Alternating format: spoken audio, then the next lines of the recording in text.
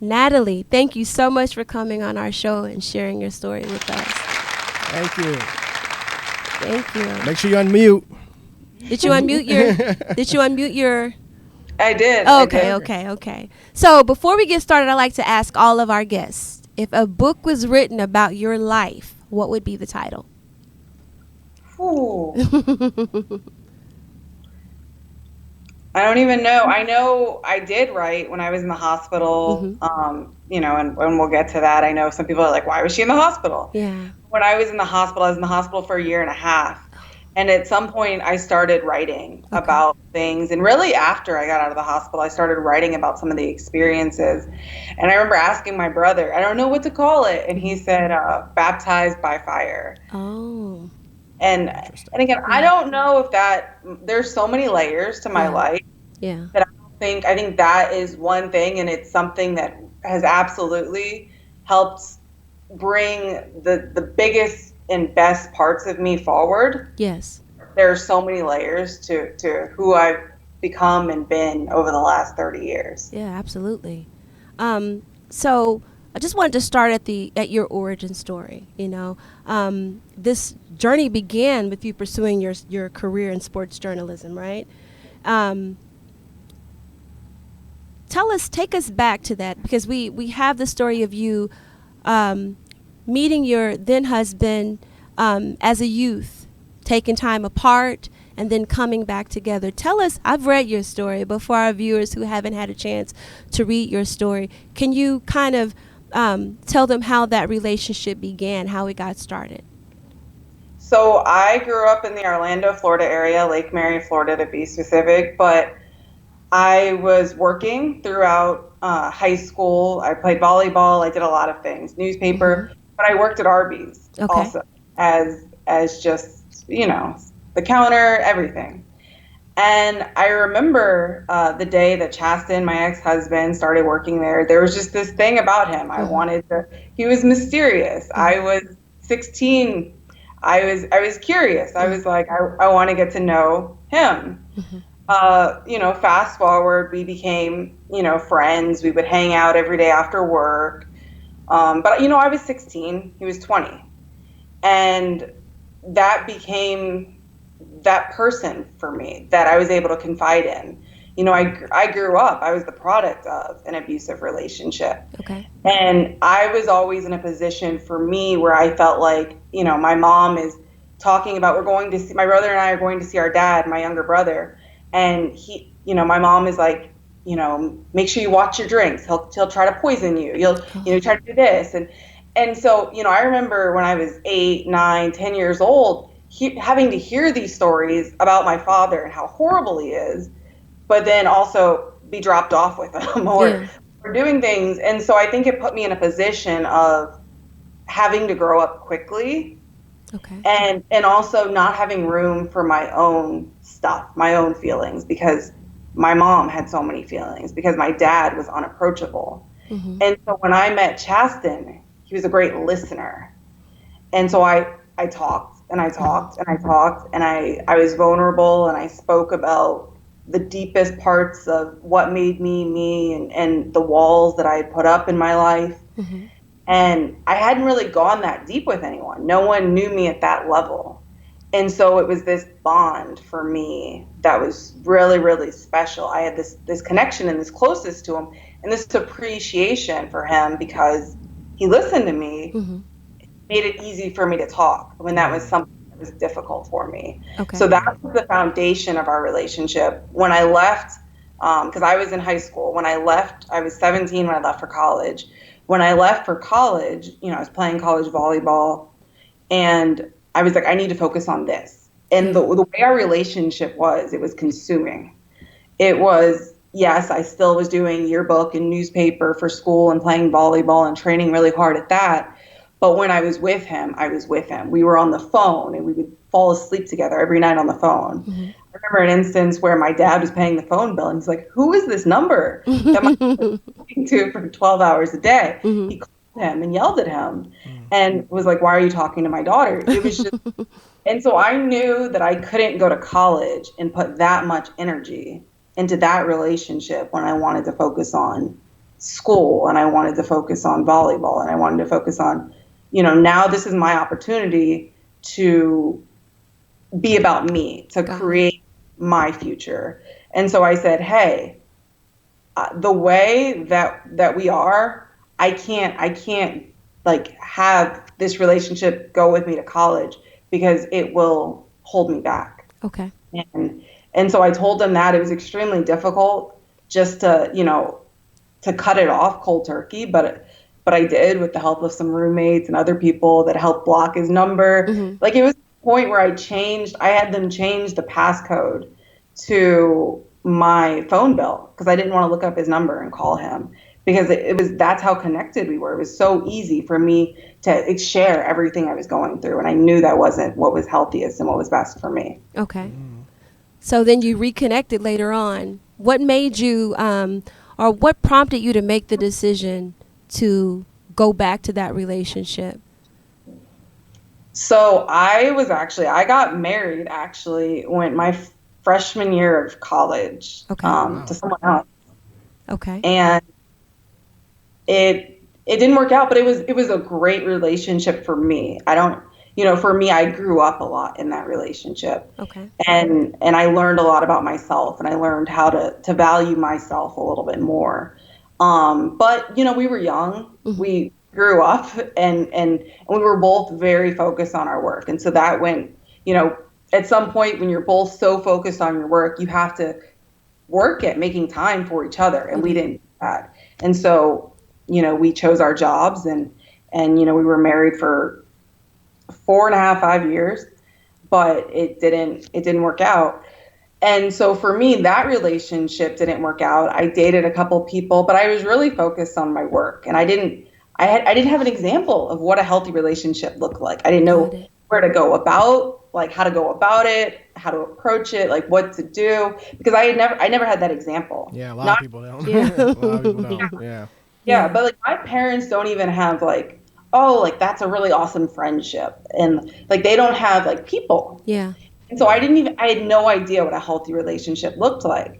And so I dated a few people. I had this one guy that I was really like into, and he seemed very safe. He was a really, really good guy. And I remember he told me at some point he was moving, and I remember he told me, I would continue this, but I also feel like you're growing up. He said, I don't want to be your whipping boy. And for me, that hit hard. Yeah. Painful. But I learned a lot from that as well. I moved to Alabama. We kind of reconnected, me and that guy. And but for me, I was like, I'm getting another opportunity to be better. For him, it wasn't the same anymore, and he didn't take it as seriously. And I didn't realize that until he literally invited me to Atlanta, where I'm staying in his hotel. I'm with him. We're going to dinner. We're doing all that. I was so excited. I got Hawks tickets. I was excited. I was like, I'm going to surprise him. We're going to go to the game. He's like, oh, I got a date tonight. And I'm like, why am I here? Why did you just come to Alabama and visit me 2 weeks ago and then invite me to come here to Atlanta? And I think I didn't, he was such a nice guy that it almost, it blew my mind that he could make me feel like that way. Yeah. And so I think I thought back to Chaston, who always made me feel safe. And when that relationship or friendship or whatever you'd like to call it ended, I went for what was safe. I saw Chaston reappear on like Facebook, just checked in, how have you been? And then it picked up right where it left off in terms of my time. So much of my time when I wasn't working was going to him. Got it. And we were talking, but we were talking about the past, and we were talking about the good times. And we weren't addressing, oh, you've been in prison the last 5 years, and I've gotten a master's degree, and I've worked for these papers, and now I'm a senior reporter covering, the biggest conference in college football, and all of these things. Whereas I don't know what you've been doing in prison. We didn't necessarily talk about the hard stuff. Yeah. We just talked about the fun stuff. We felt very close. I felt safe with him. But I also had guilt. and that's something I had to work through a lot, was I had guilt for cutting him off and then seeing him make one bad decision after another. Yeah. And knowing that when he was with me, he was the best version of himself. I knew the things that made him not the best person, but when he was with me, I was able to help make him a better person. And so I felt like I let him down because he had my back, and now I wanted to have his back. So when he felt insecure about, like, what are we doing? I'm spending all this time talking to you. Mm-hmm. Are we back together? Like, I'm here in Florida, you're in Alabama. So I was like, hey, move to Alabama. Let's be together. Sure. That wasn't the best decision I ever made. And people around me were telling me, that's like why now? And then, you know, all of this other stuff. But whatever. I moved him in. I'm stubborn. Yeah. Yeah. Yeah. But looking back on that, why do you feel that you needed to have him there? What was the draw, I guess. The draw? No, the draw was feeling safe. Was Right. it that you needed that sense of security, or to feel anchored in life? Was that the reason? I think I was trying to, I know how to work. I know how to succeed in a career. Mm-hmm. I know the attention to detail, the work ethic. I know all of these things it takes. And I think in my mind, I was, you know, you're raised, I feel like, as women, that, yeah, sure, if you have a career, that's great. But my career was my everything. But I think we're also, as women, encouraged that, like, marriage is the goal, relationships are the goal. And I didn't even know how to do that. And so for me, I think I was trying to cheat the system. Instead of working and learning how to be in a relationship, I was like, oh, here's a ready-made relationship. Shortcuts. Yeah, I know. Shortcuts, I know. Yeah. Yeah, it was a shortcut. And so I was like, okay, this is the person I'll do my life with. Yeah. And, you know, I had a lot of, I loved him. Yeah. I loved him. I cared about him. And that's why it was so hard for me to just cut him off and not have him in my life. And so when I opened that door to let him back in my life, that's what it was. Yeah. And so, I mean, there's no great, deeper answer other than I thought this is what life is supposed to be. You're supposed to have a career. You're supposed to have a husband. You're supposed to have a family. Mm-hmm.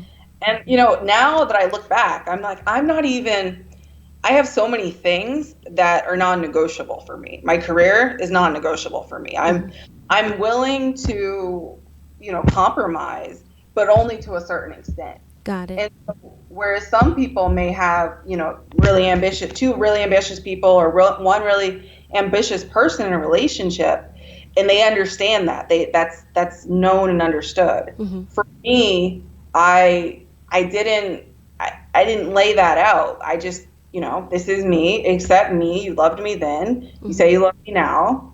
This is what I'm going to do. Like, get on board. Well, and yeah. Oh, I'm sorry. I mean to cut you off. Go ahead. No, I mean, and so that's what it was. It wasn't anything like I felt, I think for me, I was looking to have more in my life other than my career. I think not long before that, I had been in Tallahassee and I was, you know, really doing well in my career. And then I had a situation and I was able to see how quickly my career could be taken from me, no matter how good I was at my job. And so for me, it became even more important then to say, who were you beyond a sports journalist? Yeah. And I didn't have a great answer for that. And so I think him being a part of my life again was me trying to answer that question. So I know the question that you're probably going to ask is, I guess the question I want to know is kind of like, when did you start to notice that this wasn't a good thing? Like, when did you start to kind of feel, I guess, the toxicity or the abusive side of this person? When did that start to kind of happen? I mean, looking back, the moment that I reconnected with him, it was the foundation of it, because it was, you know, I remember when he got to Alabama, he got there and I remember the first thing we did, I picked him up from the airport. We went to Walmart we're in Alabama. He was white. I mean, he still is white, so he's white, I'm black. We're walking through Walmart and you just hear people looking and pointing and talking and whispering. And he wanted to like fight everyone in Walmart. And like, we can't live here and do this like 24/7. It's going to be a really, really rough way to live. Yeah. And so, but I remember that night we went out to eat. We went out to some restaurant, and a guy that I had been just not anything serious, just like talking to, like my sister, I remember told me like, he's a great guy. Like you guys make beautiful kids. And so I was trying to like listen, but I was really, really bored with it too. Like he was a super nice guy, but I just wasn't like feeling it. But I remember he called me while Chasten was in the bathroom at dinner. Ouch. And I was like, hey, I'm actually like back together with my ex. Sorry, like, you know, I can't really like continue to like do this. And I remember he came back out, Chasten came back out and was like, were you on the phone? Who were you talking to? And from there, it got really, really ugly that first day. But I think for me, the way that my brain works, I'm a lifelong like athlete. And so number one, I don't like to lose. I don't like to be wrong. I'm stubborn, and I've worked on that. Yeah, that's right. But for me, when everybody tells you this isn't a great idea, and then the moment he gets here, he confirms that, yeah, this is a really bad idea. I didn't say, ooh, this is a bad idea, let's backtrack. I said, I got to work really hard to make this a good idea. Yeah, we see that a lot in relationships. You know, people feel like they can fix, and they feel like they're the ones that could come in and then mend and glue. It's just so weird too, because in Alabama, you would think that, you know, people have a problem in interracial relationships, but not a problem with incest. I always found that to be weird about Alabama. But anyway, but I get it though. I get it. But okay, yeah. So anyway, so that happened. So then at that point in time, he started becoming more abusive. He started, once he saw the phone call, I guess. But abusive through, okay, so. Emotional or physical? Was it emotional and physical, or more so emotional? It was constant emotional. It never really was super physical. There were moments where, like, I'm a fighter. Like, you hit me, I promise I'm going to hit you back. And so he never let it get to a point. I remember there was one point where he was screaming and yelling, and he pushed me in like in a corner against a wall. And, you know, I kind of like pushed him off of me, like he's like breathing down my neck.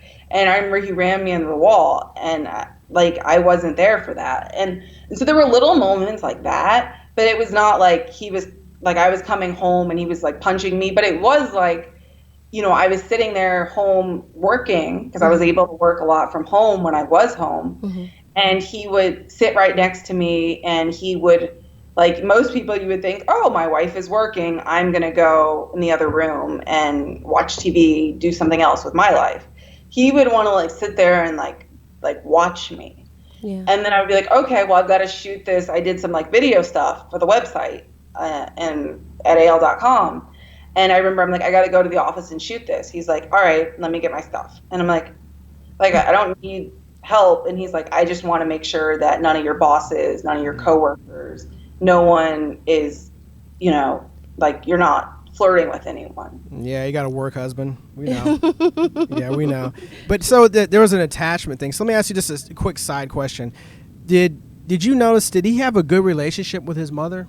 No, and he never did. He never did. And I think, again, backtracking, obviously there are all these red flags, and it wasn't because I didn't know who he was. I just believed that I was able to help make him better. And then I'm also dealing with the guilt of cutting him off and seeing where his life went, where I felt like he could have been so much more. So you felt responsible for the path that his life had, the course that his life had taken. Oh yeah, because I remember when I was in that first marriage, he would write me when he was in prison, and I was like, I can't ruin my marriage because my first love needs me, and so, you know, I didn't respond. his mom was reaching out to me. I'm like, I can't. Yeah. And so I felt like, you know, if I had answered one of those letters, if I had not cut him off so like quick, like abruptly, how different could his life have been? And I don't know. Do you still feel that way? I know that you felt that way then. Do you still feel that you could have made a difference had you? No. Okay. No. I think the dynamics of our relationship at the beginning clouded my judgment a lot. I think everything from what our relationship was when I was 16, a lot of people might say, you were 16, he was 20. That was inappropriate to begin with. Yeah, but it happens. Yeah, but I think for me, that first relationship, I didn't have an issue with it, really. Yeah. You know, I knew who he was. He wasn't the best of people, but when he was around me, he was better. The whole part 2 of that relationship was super unhealthy, and it was me trying to do something, and it was him grasping onto something. He didn't have anything. He had just gotten out of prison. He didn't know what his life was. Yeah. So no, I don't feel that anymore. I think I look more about like me, what I was going through, so much of the stuff I hadn't dealt with. Yeah. And that I reached for something that I knew wasn't a great idea. Let me ask you this question, because I'm just kind of curious. The first one, if you don't mind, what he went to prison for, and the second one, did any of the emotional abuse involve racism towards you? No, there was no racism toward me. I think that he, like, as a white guy, felt like I may go, you know, I'm around all these athletes and coaches, and I'm around, I mean, let's be real, a lot of these press conferences were a ton of like old white men.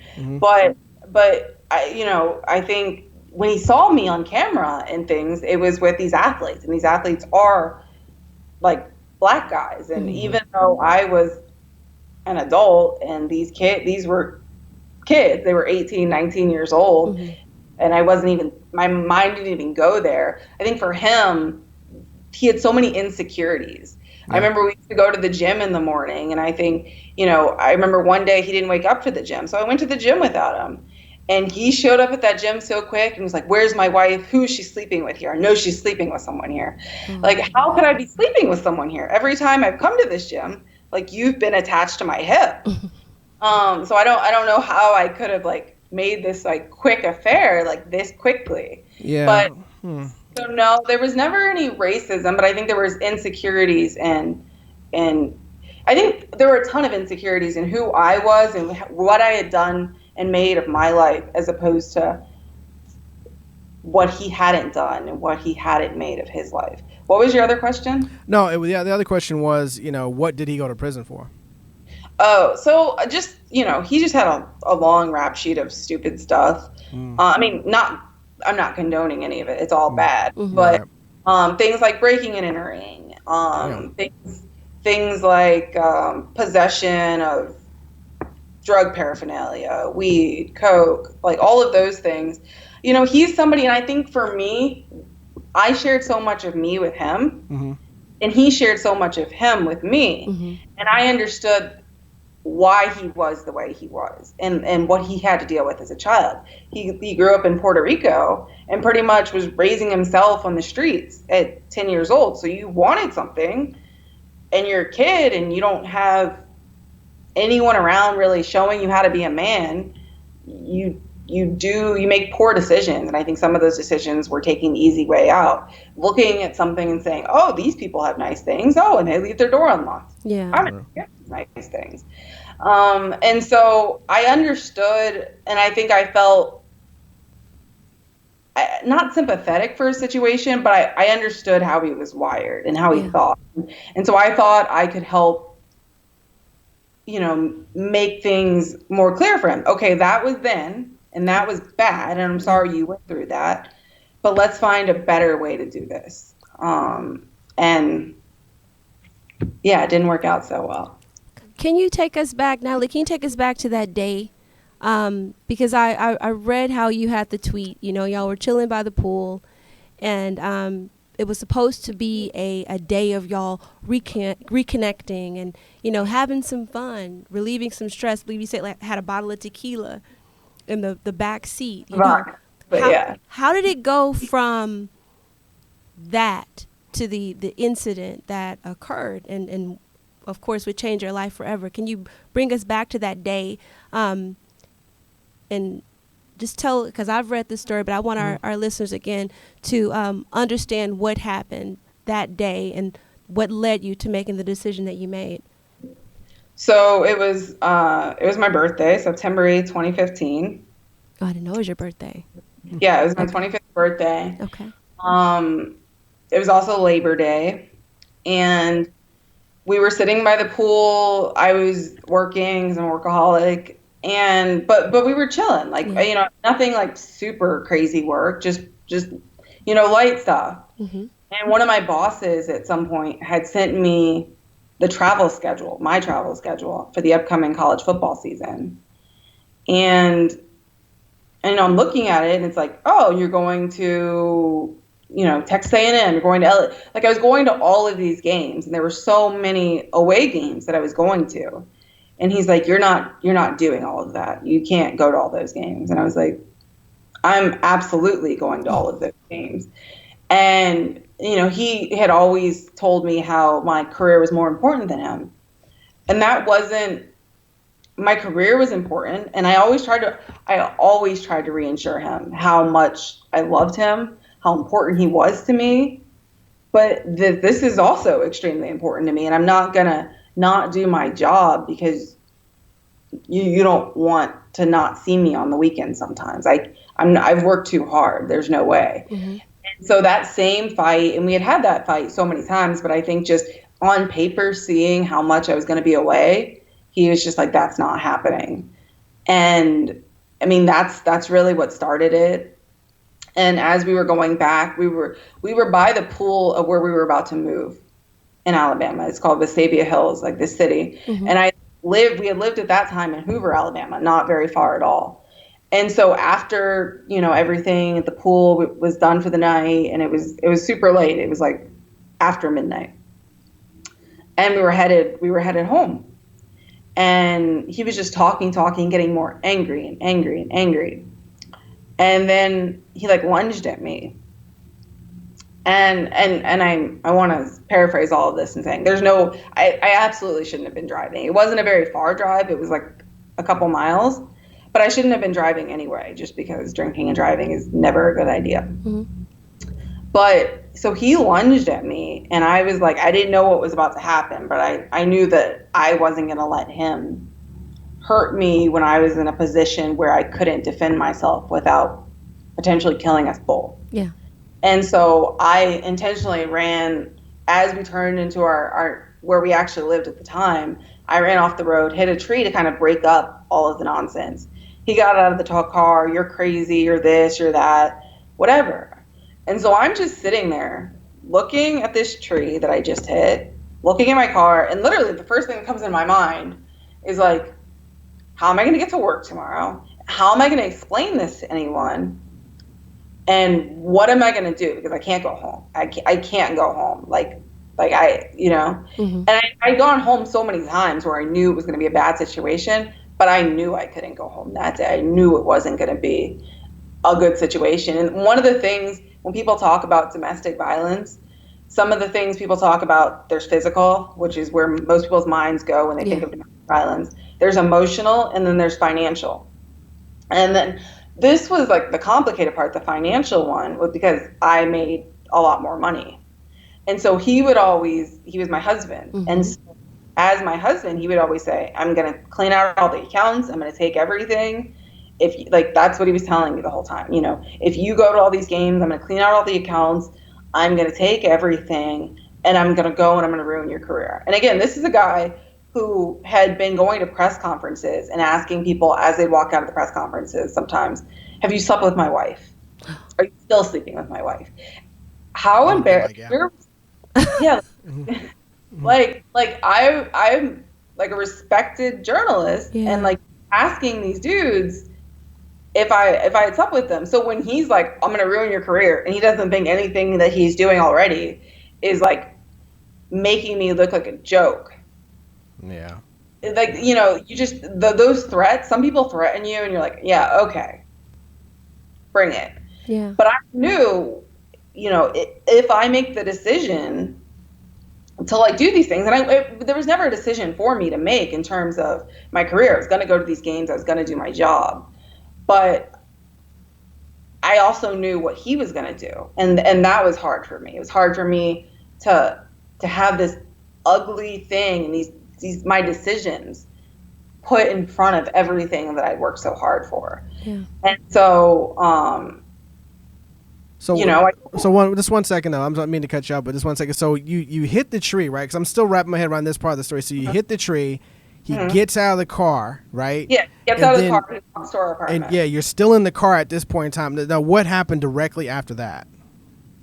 So I'm just like, this is rock bottom. Like, people talk about it. I've never experienced it. Think I'm experiencing it. Started drinking. Had some extra alcohol in the car. Just started drinking. Oh, okay. Popped the trunk. Had a little bit more.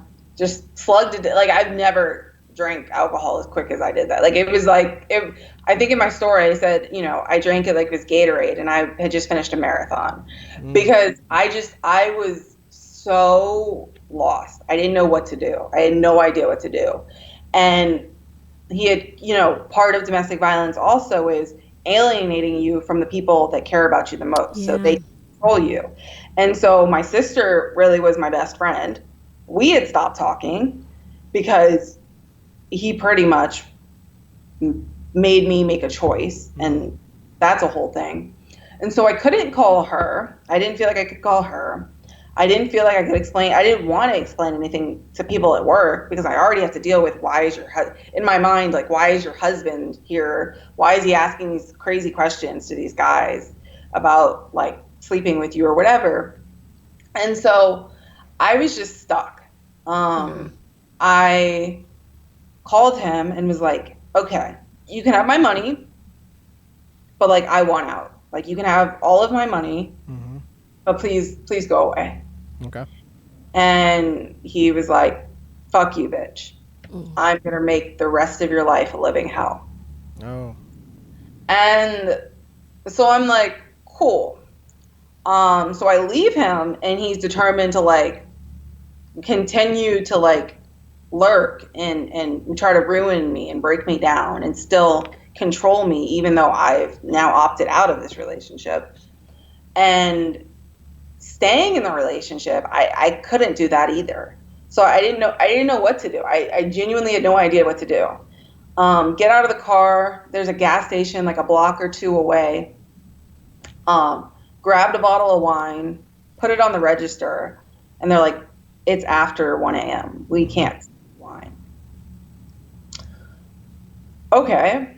And then the next thing I remember is like, and I was there. Like, I was there. I did it. Absolutely. I completely own it. But I have no idea, like, what I was thinking, what I was doing. I just saw myself. It was like I was in, like, third person.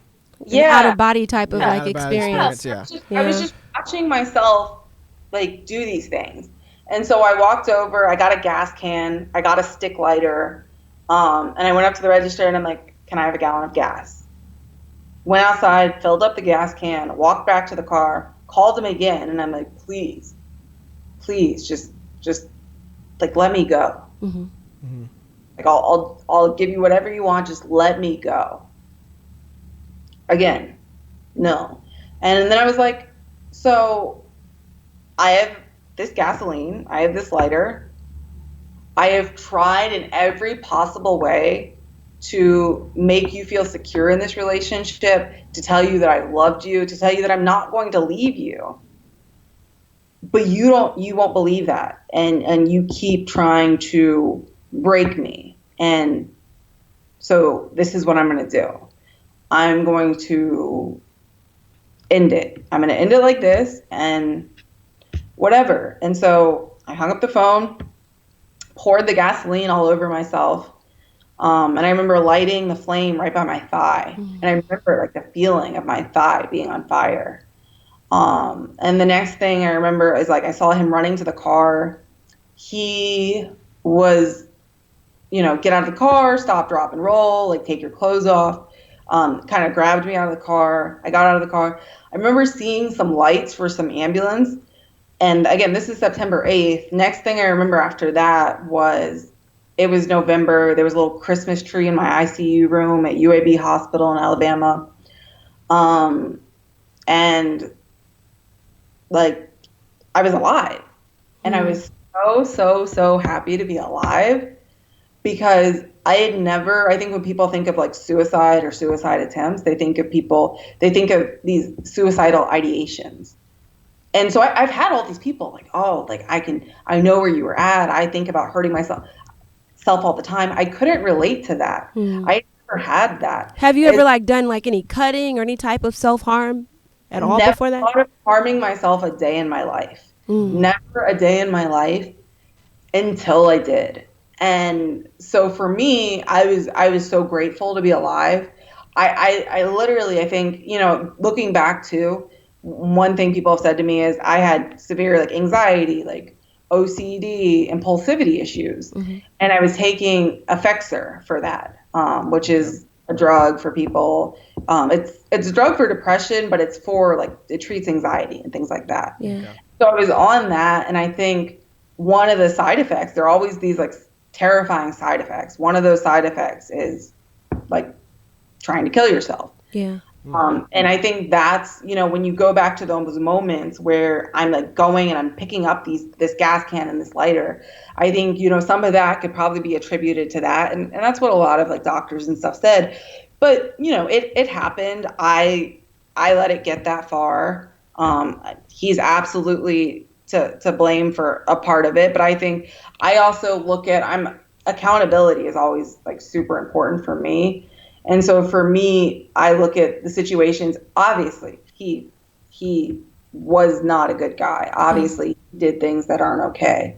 But I also look at like, what was I going through that I justified like some of the decisions I made, just to let myself get back in that relationship. So yeah, I mean, it was hard. I think, being in the hospital, he was my primary caretaker. Yeah. He was always there. There were a lot of people that he made feel uncomfortable or didn't allow to come and like see me. Yeah. So he was like doing my bandages. He was doing all of that stuff. And that stuff was so confusing to me because. Did it feel good to have him become caretaker? Or were you still kind of numb to all of it? I was so confused. Yeah. I was so confused because I'm like, here's this man who I've loved for so much of my life. And then drove me to do something that I could have never imagined myself doing.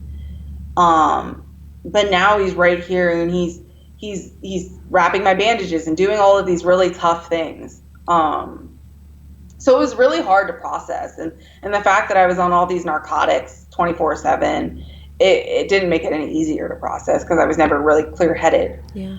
But it was challenging, and, for me, the thing that finally got me out of it and made me like clear on everything was when they discharged me to our house and he left me in like a recliner to just, he would go to work and he would just leave me there. They were like, hey, do you need an in-care like person to help her? And he's like, no, like I've got her. But he just kind of went to work and just left me there. I couldn't stand really by myself. I couldn't really move, couldn't go to the bathroom. So I'm just like going to the bathroom on myself. I'm doing all this stuff. And he's just coming back after work. And he would take me, put me in front of the stairs at our house and tell me to go up and down them. And I was wrapped in bandages from head to toe. I could barely move. But now I'm supposed to go up and down these stairs. And I would get so lightheaded that I literally physically couldn't see at some points. I would just see stars as I was trying to go up these stairs. So I'm wrapped from head to toe in bandages, essentially blind, trying to go up and down these stairs. And at some point, and he'd sit me back down in the chair, drink 6, 7, 8, 10 beers, and just sit there and be like, you stupid bitch, all this stuff. And so I was like, at some point I was like, if I don't figure out a way out of this house, I'm going to die in this house. And I didn't survive and go through 65 plus surgeries or whatever it was to die in this house. Yeah. I'm Right. doing it. So I called my mom, called the hospital, and was like, I think something's wrong. Had no idea if something was wrong. I just knew I needed a way out, and I needed people to know that I was trying to get out. Got to the hospital. My surgeon was like, you're malnutritioned, your organs are shutting down, and you have like no blood. They brought me back up to ICU, gave me multiple blood transfusions, put me back on a feeding tube. And I so much of the work that my doctors had done had to be redone because I was dying. Like and I was only discharged for a couple of weeks. Yeah. So. Why did you do it? Why did you set the fire? I know that at that moment you were out of body, and you may not have been as understanding of your reasoning then. But now that you've had a chance to sit with it and think about it, why did you do it? Was it to escape? Because you stayed after it happened. So what was your reasoning for setting that fire? I think for that portion of my life up until that point, I was one of the most prideful people you could ever meet. Like my pride and like was so, so, so important to me. And so I couldn't tell anyone. I couldn't tell anyone that as smart as I am, that I was in this situation. I didn't know how to ask for help. And like, why did I think when people are like, oh, like you decided to set yourself on fire. Like if I had ever thought of killing myself, and this isn't to make light of it or anything like that, what an awful way to die is be on fire. Yeah. So I can't explain as to like why I did it. All I can say is why did I try to end my life would be because I didn't, in that moment, I couldn't wrap my mind around doing anything else. I was too prideful to admit to everything. Yeah. That everything had been going on. And I was afraid that if I didn't take matters into my own hands, then I would die at his hands. And I think he had been controlling all of my life for that point, really. He'd been trying to, at least. And so this was something I had control over, is how I die. You know, I don't want to be dead and buried in a river. So it was a point of you taking your control back. I think it was. I was trying so hard, and honestly, I'm gonna like. And this is when I called him. When I called him and I told him I have this lighter, I have this gasoline. I was 1,000% bluffing. I wanted him to know how serious I was, and I think I saw the way that like he did in his own twisted way feel like he really, really, really loved me, you know? Yeah. And so I'm like, he's not going to let this go down. But I don't think I think he knew me well enough to know I was bluffing. And then I think I was like, well, this was my last resort. It didn't work. Like, now what? And then I think I just did it. But I was absolutely bluffing. I was absolutely just trying to get him to understand like how seriously miserable I was. And it didn't work. So it was also to not just regain control of the situation or to find, and this is from what I'm hearing, and tell me if I'm wrong, or finding a means of ending it, but being a way to get his attention, to wake him up so that he can understand. Because I read something once, and I also too saw on the Red Talk table about people who cut and people who self-harm. They do these things as a way of taking the pain from the outside, from the inside, and expressing it physically as a means of getting it from, expressing it, Right. So was this, would you say, regaining control, getting his attention to let him understand that you're very serious about the abuse stopping, and then also too being an expression of the suffering and the trauma and the pain that you'd endured up until that point? Would you say that all of that was a culmination of just your experiences with him, or would you say that it was kind of like just a culmination of everything that you'd experienced in life up until that point? No, I think the fact that I didn't know how to like do a relationship and all of those things Yeah. are kind of the culmination of my life, that I didn't know how to ask for help, that I didn't, because no one taught me that. But I think for me, the call and the quote unquote like bluff of Yeah. I'm gonna do this, that was about my control. That was Yeah. about like you've been doing all this to me and I'm gonna threaten you with this big thing. Oh, got you. And then I think in the end, I just, when you work so hard to show somebody that you love them and that you're going to be there for them, and they still have all of this insecurity and they put it on you. Mm-hmm. I feel insecure because It's you're, codependency. Yeah. or because you're making me feel this way because your job and these guys and all this other stuff is more important to you. Um, I think I felt like I don't know what else to do. I've Yeah. tried everything. I've tried everything to show you that I'm in this, that I love you, that I care, that I'm here for you. Even though, quite frankly, it didn't make any sense. Like, it didn't Yeah. make any sense while I was there. So, but I was like, in those moments, up until the very end, I was all in on like trying to have a life with him, make him secure, make him the man that I knew he could be, and all these other things. No matter how horrible he was to me, and to be clear, there are always these moments because people are always like, why did you stay, or what was it, or if everything was that horrible. Not everything was that horrible. there Yeah. there are always redeeming moments where, I have videos that still, sometimes I'll be going through my Google Drive and they'll pop up, Mm. and just the look in his eye where he's like, this is the love of my life, and we're just sitting there like watching fireworks, and you're like, those are the reasons I stayed. Because when he spoke about the way he loved me and the way he was, I had never experienced anything like that from a parent, from anything. And so I think for me that was so like special, Yeah. that I wanted to be able to give him the world, and he wouldn't let me. He wouldn't Mm. trust it. Okay. Would you say that this experience has changed you for the better?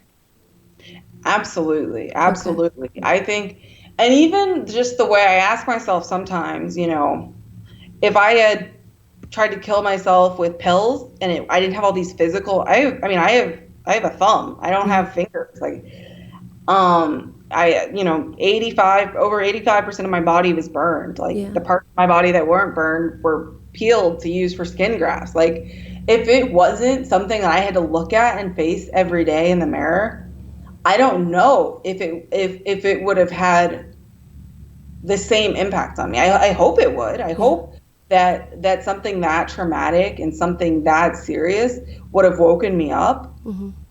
But I don't know. But I know, having to like look at it, there's no way around it. I can't just go back to my life and pretend like nothing ever happened. Yeah. Every person that sees me wonders like what happened to her? Or Yeah. people ask me, and I'm always better when people ask me, as opposed to Yeah. just like staring and being like uncomfortable. But I think, I have to face it every single day. Yeah. And so for me, I was like, I've always been very, um, I was a female sports reporter. I am a female sports reporter. And so for me, people always are like, I thought me being a sports reporter would open doors. People that look like me aren't doing this at a very high rate. Me doing a really great job at this and putting my head down and doing the work Mm-hmm. will hopefully open other doors, as opposed to approaches that other people have taken, which was speaking up and using their voice and using their platform Mm-hmm. to really, really open their mouth and advocate. And so for me, this has made me open my mouth and advocate for mental health, for domestic, Absolutely. like, against, speaking out for women who are afraid, in these relationships, for females in male dominated fields, for everything. And I was always just, I'm going to put my head down. I'm going to work. I'm going to worry about me. And now I'm just, and I didn't want to show any weakness. That's what that, I think you referenced it before, that tweet, Mm-hmm. that day Yeah. of, I'm sitting here poolside with the best husband, or my great husband or some nonsense I tweeted. Yeah. Because I wanted to paint this pretty picture of And something. we all do. We all Yeah. do. And I say that all the time about social media. It's like we sit on social media and we judge other people's lives based on the pictures and the messages that people share with us. And we get jealous. We find ourselves being envious of that. And we have absolutely no idea what's going on in a person's relationship. No, you don't. We don't. And because everybody is trying to promote happiness, promote prosperity, you know, because we all want to be seen as being successful or being goals, so to speak. You know, that's why me and Justin wrote a song called Ain't Your Goals, because, Right. you know, we've been through a lot, and I don't want people to go through the things that I've gone through to find love, you know, and I don't Right. want people to suffer. So as much as I do show the good, I try not to post good when I'm going through the bad. Yep. Because it's I feel like it's promoting a culture of people feeling like we have to always be good or always be okay, and it's okay to not be okay. That's exactly I'd have a few more questions for you, Natalie. One thing I want to know is, since you've gone through this, what are your thoughts on love now? Are you dating now? Have you found love since this? Well, I think I learned a lot about myself. I think I took away all of the stuff that either, I don't even know if it was my family, I think it was just society of like, this is the picture of success, not just a career success, but life success. Yeah. It's a family, it's the kids, and again, I love kids, Mhm. I love love, I love all of that. But I think for me, I look at myself and I'm like, I settled so much and so many of these relationships that I was in. I wasn't really in that many at all. But I think for me, I'm just really, really, really like having a love affair with like myself. Good. And so I dated? I dated one person for a minute and I was like, yeah, I don't know why this was so important to me because it felt like a job. Like, Yeah. I was like, why does he text me so much? I don't like I have things to do. Mhm. And so for me it doesn't mean that I won't ever, be in a relationship or I won't ever like go back to dating. But like right now, Mhm. I'm just focused on me and I'm focused on using all of the darkness and all of the things that I genuinely didn't know or understand about mental health, about what it takes to be in a relationship, not just a romantic relationship, but relationships, period. Yeah. I evaluated like each of my friendships and saw like what I was putting into them, what I was getting out of them. Yeah. Because they matter too. Our There you go. friendships are just as important as our romantic relationships. All of the relationships that we have in our life matter. Yep. You know, we get so stuck on, the romantic parts that we forget that other relationships grow us and make this life worth it and matter. Yep. Yeah. What wisdom would you like to impart on people who may find themselves in a similar situation like the one that you were in? What would you like to tell them? It can be terrifying. It can seem like there's no way out. It can seem like I can't have this become my story. Mm-hmm. And that's what it was for me. But the alternative, people ask like why do people commit suicide? When I wrote my story and shared my story for the first time, it was after Anthony Bourdain and Kate Spade had like committed suicide. Mm-hmm. And I was sitting at a hotel bar and someone said to me, why did Kate Spade commit suicide? She has everything. There's no reason to justify it. The first thing I said was, you never know what someone is going through. You don't.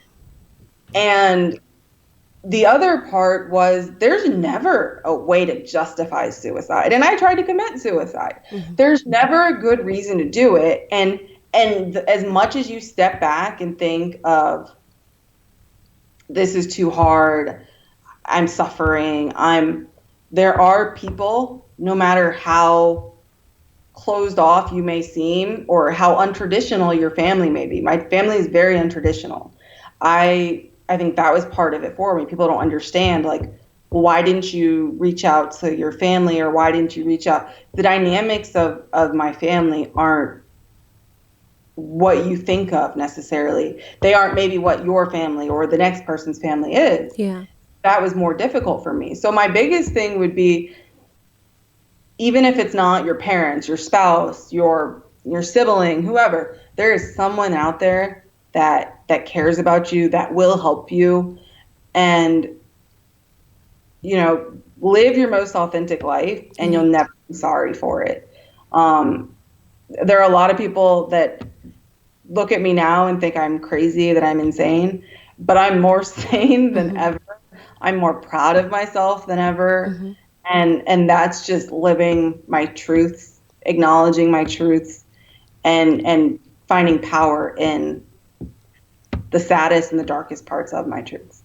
That's good. Well, thank you. Good. Congratulations for being able to find that. A lot of us are still searching for that. It's terrible that your purpose had to come through such, tragic means, but the fact that you found it is commendable. And I commend you for being so brave to share your story, for not hiding, for passing on the wisdom to other people who may find themselves in the same situation. I applaud you for that, because it takes a lot of guts. You got to be made of some shit to get out there and be honest, and as honest as you've been. Yeah. Do you have any projects, any events? I know that you have your sports media network. Anything you'd like to share with our listeners so that they can find you, or maybe contact you? So my company is on Twitter, Facebook, Instagram at NP Sports Media. Okay. For all of them. I'm on Instagram at Natalie Pierre 34 and Twitter at Natalie Pierre _. Company right now is working on like a series that I'm super excited about, and it's really just it's a sports company, so we're doing things tied to sports, but it's really not about sports at all. It's about going deeper and getting to know the people and the struggles and the challenges. Okay. A lot of people we've spoken to, from people in the NBA to people, former college players to other professional players, they haven't shared like those sides of them and those struggles that they've gone through. And so that'll be coming in 2020. I'm super excited for that. And just I'll be around. I'll be sharing my story. I'll try to, provide a light with the darkness. Perfect. When it comes out, we'll be waiting for it so we can share it with our listeners. But again, we thank you so much for coming on the show. It was a pleasure to have this conversation with you. Yes, definitely.